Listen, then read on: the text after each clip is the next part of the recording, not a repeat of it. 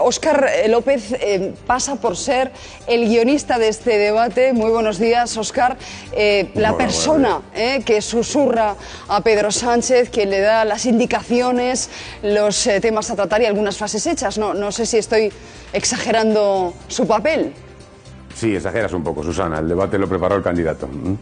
Bueno, y usted se quita méritos, pero dicho esto... según el sondeo de esta casa, no ganó ninguno. ¿Perdió el bipartidismo? Bueno, yo lo que he visto es que según el sondeo de esa casa, por ejemplo, por no hablar de otras, desde luego Pedro Sánchez ganó a Mariano Rajoy y desde luego estaba varios puntos por encima de lo que dicen las encuestas, con lo cual entiendo que mucha gente, no solo votantes socialistas, sino también gente que dice no votar al PSOE, le pareció que ganó Pedro Sánchez. Pero usted ha leído la prensa, como hemos hecho todos esta mañana, y hay voces críticas con esa estrategia de acoso y derribo de Pedro Sánchez. Se le acusa de embarrar el debate. Tal vez lo ganó, pero no sabemos si eso le convertirá en presidente. Bueno, yo creo que antes de que Rajoy perdiera los papeles con Bárcenas habíamos tenido un debate muy interesante de media hora sobre economía, donde Rajoy no pudo desmontar su gran falacia del rescate y Pedro Sánchez fue muy eficaz explicando el rescate que había tenido España con Rajoy.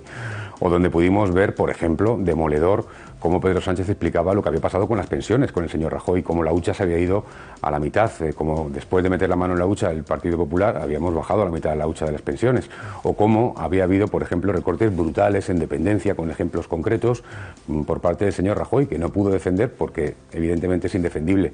Es verdad que luego llega la corrupción y el señor Rajoy pierde los papeles con Bárcenas, pero yo me pregunto si alguien podía pretender que con la que ha caído en este país, siendo la segunda preocupación de los españoles, no íbamos a hablar de corrupción. Y en este caso, en primera persona, del señor Rajoy. Es que yo imagino las crónicas que hubiera habido si no hubiera habido este asunto. Tongo, el bipartidismo se blinda, nos echan en cara. Hubiera sido una estafa a los ciudadanos no haber hablado de algo que ha preocupado a mucha gente. Y dice el señor Sánchez, mire, es indecente este comportamiento. Y yo le digo, señor Alviso, yo he escuchado estos años cosas como esa y mucho peores en la calle de la gente que ha visto a un señor Rajoy que no debía ser presidente, que tenía que haber dimitido y que desde luego ser candidato me parece verdaderamente impresentable. Ayer vimos por qué el señor Rajoy lleva 2 años evitando las ruedas de prensa, evitando comparecer.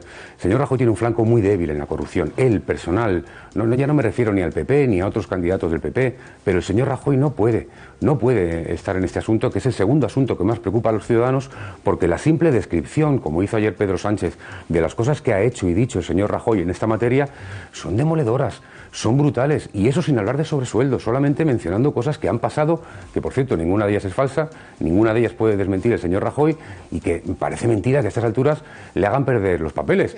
En todo caso será la falta de práctica. Es que no fue una simple descripción de cuestiones que todos conocemos, hubo un gancho directo. Sí. Y cuando Rajoy considera que, Sánchez considera que Rajoy no tiene decencia para ser presidente del gobierno, eso evidentemente lo que busca es sobresaltarle, que pierda los papeles, como dice usted. Lo vimos ya en un debate sobre el Estado de la Nación y entiendo que ahí repitió estrategia Pedro Sánchez.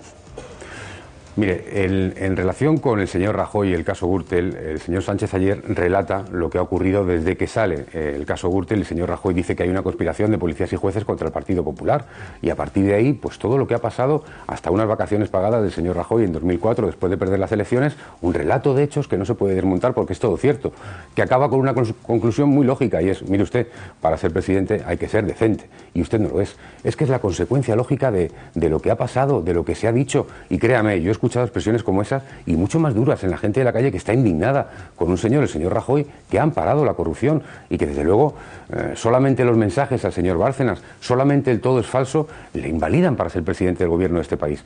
Esta es la realidad. Óscar López, muchísimas gracias. Nos atendía esta mañana desde Ferraz también. Óscar.